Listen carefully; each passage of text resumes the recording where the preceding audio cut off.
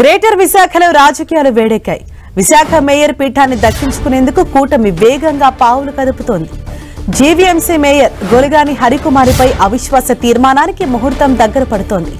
YCP కార్పొరేటర్లు ముగ్గురు తాజాగా జనసేనలో చేరిపోవడంతో అవిశ్వాసం నెగ్గేందుకు కావాల్సిన మ్యాజిక్ ఫిగర్ ను కూటమి దాటినట్లే కనిపిస్తోంది. అయితే మరోవైపు అవిశ్వాస తీర్మానాన్ని బహిష్కరిస్తామని వైసీపీ కార్పొరేటర్లు చెబుతున్నారు. కూటమికి ఓటు వేయకుండా వైసీపీ అధిష్టానం విప్ జారీ చేసే అవకాశం కనిపిస్తోంది. ఇదే సమయంలో వైసీపీకి మరో ఎదురుదెబ్బ తగిలింది. విశాఖ 6వ division YCP corporator, GVMC YCP chief whip Muttamsetti Priyanka ఆ పార్టీకి రాజీనామా చేశారు. ఆమె మాజీ మంత్రి ముత్తంశెట్టి శ్రీనివాసరావు కుమార్తె. అవిశ్వాస తీర్మానానికి సంబంధించిన సమావేశానికి సరిపడా సభ్యులు హాజరయ్యేలా కూటమి పావులు కదుపుతోంది. ఇదే విషయంపై మరింత సమాచారాన్ని మా ప్రతినిధి విక్రమ్ మనకు అందిస్తారు. విక్రమ్,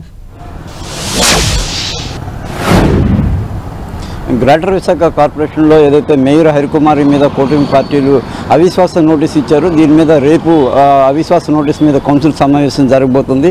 ఈ కౌన్సిల్ సమావేశంలో ఏదైతే అటు కూటమి పార్టీలు నోటీస్ ఇచ్చాయో వాళ్ళు అదేవిధంగా వైసీపీ పార్టీ కూడా తమ బలాలను ప్రదర్శించాల్సి ఉంటుంది.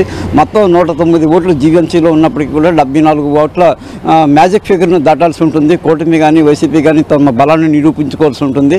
అయితే అనూహ్యంగా నిన్న మాజీ మంత్రి అవంతి శ్రీనివాస్ కుమార్తె 6వ వార్డు కార్పొరేటర్ ప్రియాంకతో పాటుగా కూడా అటు బెహ్రా భాస్కర్ ఆయన కోఆప్షన్ సభ్యుడిగా ఉన్నారు. ఆయన అదేవిధంగా ఆయన భార్య కూడా కార్పొరేటర్గా ఉన్నారు. వీళ్ళు కూడా వైసీపీ పార్టీని వీడి కూటమిలో చేరారు. అదేవిధంగా గాజువాక మాజీ ఎమ్మెల్యే తిప్పల గురుమూర్తిరెడ్డి కుమారుడు వంశీరెడ్డి కూడా జనసేన పార్టీలో చేరారు. ఈ విధంగా కూడా వైసీపీ నుంచి పలువురు కార్పొరేటర్లు పార్టీని వీడి కూటమి పార్టీలకు మద్దతు ప్రకటిస్తున్న నేపథ్యంలో ఏదైతే మ్యాజిక్ ఫిగర్ 74 ఉందో ఆ 74 బలం ప్రస్తుతానికి కూటమికి సమకూరిందని తెలుస్తోంది. అయితే సమకూరినప్పటికీ కూడా మరింత అదనంగా బలం సమకూర్చుకోవాలని కూటమి ప్రయత్నాలు చేస్తుంది. ప్రస్తుతానికైతే కనుక జీవీఎంసీలో ఉన్నటువంటి వైసీపీ కార్పొరేటర్లు అదేవిధంగా టీడీపీ కార్పొరేటర్లు ఈరోజు సాయంత్రానికి ఏదైతే మలేషియా శ్రీలంకలో ఉన్నారో అక్కడి నుంచి చేరుకుంటారు. రేపు సమావేశంలో ఏం జరగబోతుంది అనేది కూడా సర్వత్రా ఉత్కంఠగా మారింది. హరీష.